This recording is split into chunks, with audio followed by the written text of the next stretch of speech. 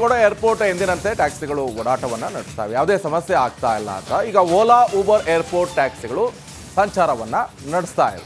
ಜನರು ಸಹ ಎಂದಿನಂತೆ ಏರ್ಪೋರ್ಟ್ ಟ್ಯಾಕ್ಸಿಗಳಲ್ಲಿ ಪ್ರಯಾಣವನ್ನು ಮಾಡ್ತಾ ಇದ್ರೆ ಯಾವುದೇ ರೀತಿ ತೊಂದರೆ ಇಲ್ಲ ಅಂತ ದೇವನಹಳ್ಳಿ ಬಳಿಯ ಕೆಂಪೇಗೌಡ ಅಂತಾರಾಷ್ಟ್ರೀಯ ವಿಮಾನ ನಿಲ್ದಾಣ ಏರ್ಪೋರ್ಟ್ ಟ್ಯಾಕ್ಸಿ ಎಂದಿನಂತೆ ತನ್ನ ಸಂಚಾರವನ್ನು ಮಾಡ್ತಾ ಇದೆ. ಪ್ರಯಾಣಿಕರು ಕೂಡ ಎಂದಿನಂತೆ ಅದರಲ್ಲಿ ಹೋಗ್ತಾ ಇದ್ದಾರೆ, ಯಾವುದೇ ರೀತಿ ಸಮಸ್ಯೆ ಇಲ್ಲ. ಎಂದಿನಂತೆ ಅವರು ಏನು ವ್ಯವಹಾರ ಮಾಡ್ತಾ ಇದ್ರು ಅದು ಕಂಟಿನ್ಯೂ ಆಗಿ ನಡೀತಾ ಇದೆ, ಯಾವ ಬೆಂಬಲಗಳನ್ನು ಕೂಡ ಕೊಡೋದಿಲ್ಲ ಅಂತ. ಯಾಕಂದರೆ ಡೀಸೆಲ್ ರೇಟ್ ಜಾಸ್ತಿ ಆಗಿದೆ, ಎಲ್ಲರೂ ಕೂಡ ಒಗ್ಗಟ್ಟಾಗಿ ಪ್ರತಿಭಟನೆ ಮಾಡಿದ್ರೆ ಇಲ್ಲೊಂದು ಕಡೆ ಸರ್ಕಾರಕ್ಕೆ ಬಿಸಿ ಮುಟ್ಟಿಸುತ್ತೆ.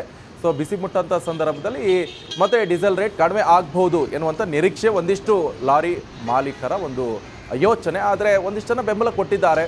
ಲಾರಿ ಇರ್ಬೋದು, ಗೂಡ್ಸು, ಆ್ಯಪೆ, ರಿಕ್ಷಾಗಳು ಅವನ್ನೆಲ್ಲ ಸೈಡಿಗೆ ನಿಲ್ಲಿಸಿದ್ದಾರೆ. ನಾವು ಮುಷ್ಕರ ಮಾಡ್ತಾ ಇದ್ವಿ, ಅನಿರ್ದಿಷ್ಟಾವಧಿ ಮುಷ್ಕರ ಅಂತ ಹೇಳ್ತಿದ್ದಾರೆ. ಸರ್ಕಾರಕ್ಕೆ ಬಿಸಿ ಮುಟ್ಟಿಸುವಂಥ ಪ್ರಯತ್ನ ಮಾಡ್ತಾ ಇದ್ದಾರೆ. ಆದರೆ ದೇವನಹಳ್ಳಿ ಏರ್ಪೋರ್ಟ್ ಇದೆ ಅಲ್ವಾ, ಅಲ್ಲಿ ಎಂದಿನಂತೆ ಕಾರ್ಯವನ್ನು ನಿರ್ವಹಿಸ್ತಾ ಇವೆ ಓಲಾ ಊಬರ್ದು.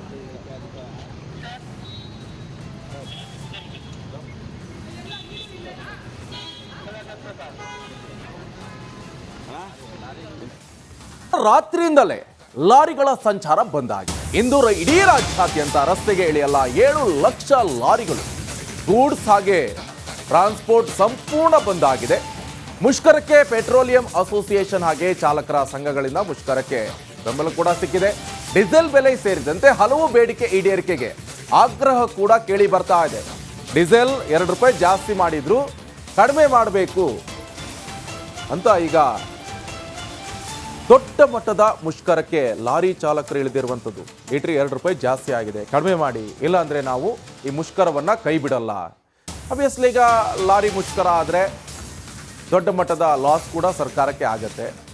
ಯಾಕಂತ ಹೇಳಿದ್ರೆ ಸಗಟು ವ್ಯಾಪಾರ ಇರ್ಬೋದು, ವ್ಯವಹಾರಕ್ಕೂ ಕೂಡ ಇದು ಅಡ್ಡಿ ಆಗುತ್ತೆ. ಯಾಕಂತ ಹೇಳಿದ್ರೆ ಪ್ರತಿಯೊಂದು ಸಾಮಗ್ರಿಗಳನ್ನು ಕೂಡ ಲಾರಿ ಸಪ್ಲೈ ಮಾಡುತ್ತೆ.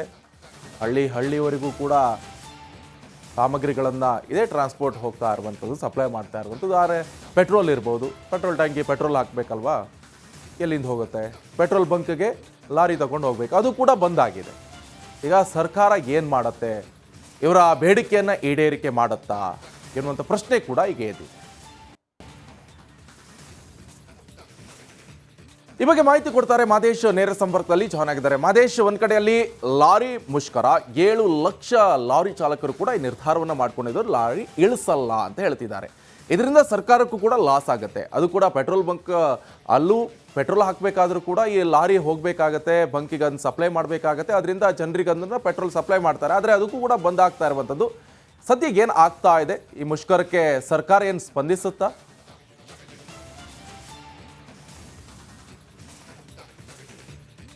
ನಿಕೇಶ್, ನಿನ್ನೆವರೆಗೂ ಕೂಡ ಲಾರಿ ಮಾಲೀಕರು ಸರ್ಕಾರಕ್ಕೆ ಗಡುವು ನೀಡುವಂಥ ಕೆಲಸವನ್ನು ಮಾಡಿದ್ರು. ಅವರ ಒಂದಷ್ಟು ಬೇಡಿಕೆಗಳೇನಿದೆ ಅವುಗಳನ್ನು ಸರ್ಕಾರದ ಮುಂದಿಟ್ಟು ಆ ಬೇಡಿಕೆಗಳಿಗೆ ಸಂಬಂಧಪಟ್ಟಂತೆ ಏನು ಸ್ಪಂದನೆ ನೀಡುತ್ತೆ, ಜೊತೆಗೆ ಆ ಒಂದು ಬೇಡಿಕೆಗಳ ಅನ್ವಯವಾಗಿ ಯಾವೊಂದು ಬೇಡಿಕೆಗಳನ್ನು ಈಡೇರಿಸೋದಕ್ಕೆ ಆಗುತ್ತೆ ಅಂತೇಳಿ ಸರ್ಕಾರದಿಂದ ಸ್ಪಂದನೆ ಸಿಗಬೇಕು ಅಂತೇಳಿ ಲಾರಿ ಮಾಲೀಕರ ಸಂಘ ಒಂದಷ್ಟು ಬೇಡಿಕೆಗಳನ್ನು ಇಟ್ಟು ನಿನ್ನೆವರೆಗೂ ಕೂಡ ಗಡುವು ನೀಡಿತ್ತು. ಆದರೆ ಸರ್ಕಾರ ಅವರ ಗಡುವಿಗೆ ಯಾವುದೇ ರೀತಿಯಾದಂಥ ಸ್ಪಂದನೆ ನೀಡಿರಲಿಲ್ಲ. ಹೀಗಾಗಿ ನಿನ್ನೆ ರಾತ್ರಿಯಿಂದಲೇ ಈಗ ಮುಷ್ಕರವನ್ನು ಮಾಡೋದಕ್ಕೆ ಲಾರಿ ಮಾಲೀಕರು ನಿರ್ಧರಿಸಿದ್ದಾರೆ. ನಿನ್ನೆಯಿಂದಲೂ ಕೂಡ ರಾತ್ರಿಯಿಂದಲೂ ಕೂಡ ಯಾವುದೇ ರೀತಿಯಾದಂಥ ವಾಣಿಜ್ಯ ವಹಿವಾಟುಗಳಿರುವಂತಹ ಲಾರಿಗಳು ರಸ್ತೆಗಳಿಗೆ ಇಳಿತಿಲ್ಲ. ನಾನು ಸದ್ಯಕ್ಕೆ ಚಾಮರಾಜಪೇಟೆಯಲ್ಲಿದ್ದೀನಿ, ನೀವು ನೋಡ್ತಿರ್ಬೋದು ಸಾಕಷ್ಟು ಲಾರಿಗಳು ಇಲ್ಲಿ ನಿಂತಿದೆ. ರಾಜ್ಯದಲ್ಲಿ ಸಾಕಷ್ಟು ವ್ಯವಹಾರ ವಹಿವಾಟುಗಳಿಗೆ ಸಂಬಂಧಪಟ್ಟಂತೆ ಲಾರಿಗಳಾಗಿರ್ಬೋದು ಮತ್ತು ಗೂಡ್ಸ್ ವಾಹನಗಳು ಪ್ರಮುಖ ಪಾತ್ರವನ್ನು ವಹಿಸುತ್ತೆ. ರಾಜ್ಯಾದ್ಯಂತ ಓಡಾಟ ಮಾಡುತ್ತೆ. ಸಾಕಷ್ಟು ಲಗೇಜ್ಗಳನ್ನು ತೆಗೆದುಕೊಂಡು ಹೋಗೋದಾಗಿರ್ಬೋದು, ಸಾಮಗ್ರಿಗಳನ್ನು ಶಿಫ್ಟ್ ಮಾಡೋದಕ್ಕಾಗಿರ್ಬೋದು, ಸಾಕಷ್ಟು ಕೆಲಸಗಳಿಗೆ ಒಂದು ಲಾರಿಗಳು ಸಹಾಯ ಆಗುತ್ತೆ.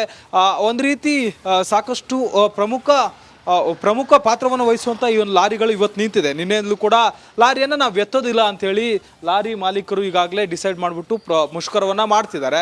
ಪ್ರಮುಖವಾಗಿ ಅವರ ಒಂದಷ್ಟು ಬೇಡಿಕೆಗಳೇನಂತಂದರೆ ಟೋಲ್ ಸುಂಕಗಳಾಗಿರ್ಬೋದು ಮತ್ತು ಡೀಸೆಲ್ ಹೈಕ್ ಆಗಿರ್ಬೋದು, ಇವೆಲ್ಲವೂ ಕೂಡ ಆಗ್ತಿದೆ. ಇದರಿಂದ ನಮಗೆ ಸಾಕಷ್ಟು ತೊಂದರೆ ಆಗ್ತಿದೆ. ಯಾವಾಗಲೂ ಕೂಡ ಪ್ರೈಸ್ ಹೈಕ್ ಆಗ್ತಿದೆ, ಆದರೆ ನಮ್ಮ ಬೇಡಿಕೆಗಳನ್ನು ಏನು ನೋಡ್ತಿಲ್ಲ ಅನ್ನುವಂಥ ಒಂದಷ್ಟು ಆಕ್ರೋಶವನ್ನು ವ್ಯಕ್ತಪಡಿಸಿದ್ದಾರೆ. ಸದ್ಯಕ್ಕೆ ನನ್ನ ಜೊತೆ ಒಬ್ಬರು ಇದ್ದಾರೆ ಮಾಲೀಕರು, ಅವ್ರನ್ನ ಮಾತನಾಡಿಸ್ತಾ ಹೋಗ್ತೀನಿ. ವಾಹನ ಮಾಲೀಕರು ನನ್ನ ಜೊತೆ ಇದ್ದಾರೆ, ಅವ್ರನ್ನ ಮಾತನಾಡಿಸ್ತಾ ಹೋಗ್ತೀನಿ. ಸರ್, ಈಗಾಗಲೇ ಸಾಕಷ್ಟು ಬೇಡಿಕೆಗಳನ್ನು ಇಟ್ಟು ಗೂಡ್ಸ್ ವಾಹನ ಮಾಲೀಕರಾಗಿರ್ಬೋದು ಮತ್ತು ಲಾರಿ ವಾಹನ ಮಾಲೀಕರು ಇವತ್ತು ಮುಷ್ಕರ ಮಾಡ್ತಿದ್ರ. ಯಾಕೆ ಏನೆಲ್ಲ ಬೇಡಿಕೆಗಳಿದ್ದಾವೆ ಮತ್ತು ಇಲ್ಲಿವರೆಗೂ ಕೂಡ ನಿಮಗೆ ಸರ್ಕಾರದ ಕಡೆಯವರಾಗಿರ್ಬೋದು ಸಂಬಂಧಪಟ್ಟವ್ರು ಯಾರು ಬಂದು ಮಾತಾಡ್ಸಿಲ್ವಾ ಅಂತ ಸರ್? ಯಾರೂ ಮಾತಾಡ್ಸಿಲ್ಲ ಸರ್. ತುಂಬ ಟೋಲ್ದು ಜಾಸ್ತಿ ಇದೆ, ಡೀಸೆಲ್ ಜಾಸ್ತಿ ಇದೆ, ಮೈಲೇಜ್ ಇಲ್ಲ. ಈಗ ಬರ್ತಾರೋ ಹೊಸ ಗಾಡಿ ನೋಡಿದ್ರು ಅದರಲ್ಲೂ ಮೈಲೇಜ್ ಎಲ್ಲ ಡ್ರಾಪ್ ಆಗಿದೆ. ತುಂಬ ತೊಂದರೆ. ಮೊದ್ಲಂಗೆ ಬಾಡಿಗೆಗಳು ನಮಗೆ ಜಾಸ್ತಿ ಸಿಗ್ತಾ ಇಲ್ಲ, ಅದರಲ್ಲೂ ಕಮ್ಮಿ. ಈ ಆನ್ಲೈನ್ ಬಂದಂತೂ ಇನ್ನೂ ಹಾಳಾಗಿ ಹೋಗ್ಬಿಟ್ಟಿದ್ದೀವಿ ನಾವು. ಒಂದು ಸೈಡ್ ಕೊಡ್ತಾರೆ, ಇನ್ನೊಂದು ಸೈಡ್ ಕೊಡಲ್ಲ. ಅಲ್ಲಿಂದ ವಾಪಸ್ ಬಂದರೆ 100 ರೂಪಾಯಿ ಮಿಗುತ್ತೆ. ಆ ಪರಿಸ್ಥಿತಿಗೆ ಬಂದ್ಬಿಟ್ಟಿದ್ದೀವಿ. ಬೇಕಾದ್ರೆ ಅದು ನೀವು ಎಲ್ಲರ ಒಂದು ಡ್ರೈವರ್ಗಳು ಸಿಕ್ಕಿದಾಗ ಒಂದು ಸಮೀಕ್ಷೆ ಮಾಡಿದ್ರೆ ಅದ್ರ ಬಗ್ಗೆ ನಿಮಗೆ ಅರ್ಥ ಆಗುತ್ತೆ. ಇವತ್ತು ವಾಹನದ ಹೊಸ ಗಾಡಿ ರೇಟ್ ಕೇಳಿದ್ರೆ ನೀವು ಯಾವ ಥರ ಬಂಡವಾಳ ಹಾಕಿ ಯಾವ ಥರ ಬಂಡವಾಳ ತೆಗಿಬೇಕು, ತುಂಬ ತೊಂದರೆ ಆಗಿದೆ ಸರ್. ಸರ್ಕಾರದವರೇ ಆಗಲಿ ನಮ್ಗೆ ಯಾರೇ ಆಗಲಿ ಯಾವ ಸಹಕಾರನೂ ಇಲ್ಲ ಸರ್. ಇದಿಷ್ಟು ಇಲ್ಲಿನ ಚಾಲಕರ ಮಾತು. ಅಂದರೆ ನಾವು ವಾಹನವನ್ನು ಲಕ್ಷಾಂತರ ರೂಪಾಯಿ ಇನ್ವೆಸ್ಟ್ ಮಾಡಿಬಿಟ್ಟು ವಾಹನಗಳನ್ನು ತೆಗೆದುಕೊಳ್ತೀವಿ, ಅದರಲ್ಲಿ ನಮಗೆ ಇನ್ಕಮ್ ಬರೋದಿಲ್ಲ, ಅದರಿಂದ ಖರ್ಚಾಗುವಂಥದ್ದೇ ಜಾಸ್ತಿ ಇದೆ. ಟೋಲ್ ಫೀಸ್ ಆಗಿರ್ಬೋದು ಮತ್ತು ಡೀಸೆಲ್ ಫೀಸ್ ಆಗಿರ್ಬೋದು, ಡೀಸೆಲ್ಗೆ ಖರ್ಚು ಮಾಡುವಂಥ ಹಣ ಆಗಿರ್ಬೋದು, ಜೊತೆಗೆ ಇದರ ಜೊತೆಗೆ ಒಂದಷ್ಟು ಬಿಸ್ನೆಸ್ ಕೂಡ ನಮ್ಗೆ ಲಾಸ್ ಇರುತ್ತೆ. ಇಂಥ ಸಂದರ್ಭದಲ್ಲಿ ಪೆಟ್ರೋಲ್ ಡೀಸೆಲ್ ಹೈಕ್ ಆಗಿರ್ಬೋದು, ಡೀಸೆಲ್ ರೇಟ್ ಹೈಕ್ ಆಗಿರ್ಬೋದು, ಜೊತೆಗೆ ಟೋಲ್ ಹೈಕ್ ಆಗಿರ್ಬೋದು, ಇವೆಲ್ಲವೂ ಕೂಡ ನಮಗೆ ಸಾಕಷ್ಟು ಹೊಡೆತ ಬೀಳ್ತಿದೆ. ನಮ್ಮ ಜೀವನಕ್ಕೆ ಅದು ಸಾಕಷ್ಟು ಸಮಸ್ಯೆ ಆಗ್ತಿದೆ.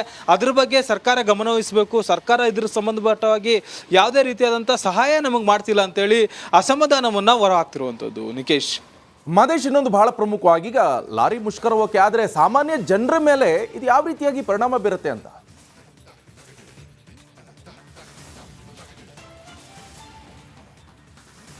ನಿಕೇಶ್, ಈಗಾಗಲೇ ಈ ಒಂದು ಲಾರಿ ಆಗಿರ್ಬೋದು ಮತ್ತು ಗೂಡ್ಸ್ ವಾಹನಗಳಾಗಿರ್ಬೋದು, ಸಣ್ಣ ಪುಟ್ಟ ಆಟೋಗಳು ಅಂದರೆ ಅಪೆ ಆಟೋಗಳಾಗಿರ್ಬೋದು, ಇವೆಲ್ಲವೂ ಕೂಡ ಸಾಕಷ್ಟು ಬಿಸ್ನೆಸ್ಗಳಲ್ಲಿ ತೊಡಗಿರುತ್ತವೆ. ಅಂದರೆ ಯಾವುದೇ ಒಂದು ಬಿಸ್ನೆಸ್ಗಳಾಗಿರ್ಬೋದು, ಯಾವುದೇ ಒಂದು ವ್ಯಾವಹಾರಿಕ ಆಗಿರ್ಬೋದು, ಅವೆಲ್ಲದಕ್ಕೂ ಕೂಡ ಇವು ಸಾಕಷ್ಟು ಉಪಯೋಗ ಆಗುತ್ತೆ. ಜೊತೆಗೆ ಒಂದಷ್ಟು ದೊಡ್ಡ ದೊಡ್ಡ ಲಾರಿಗಳೇನಿದೆ, ಒಂದಷ್ಟು ಸಾಮಗ್ರಿಗಳನ್ನು ಜನರು ದಿನನಿತ್ಯ ಬಳಸುವಂಥ ಸಾಮಗ್ರಿಗಳು ಅವುಗಳನ್ನು ಖರೀದಿ ಮಾಡಬೇಕಂದ್ರೆ ಅಲ್ಲಿಗೆ ಬಂದಿರಬೇಕು.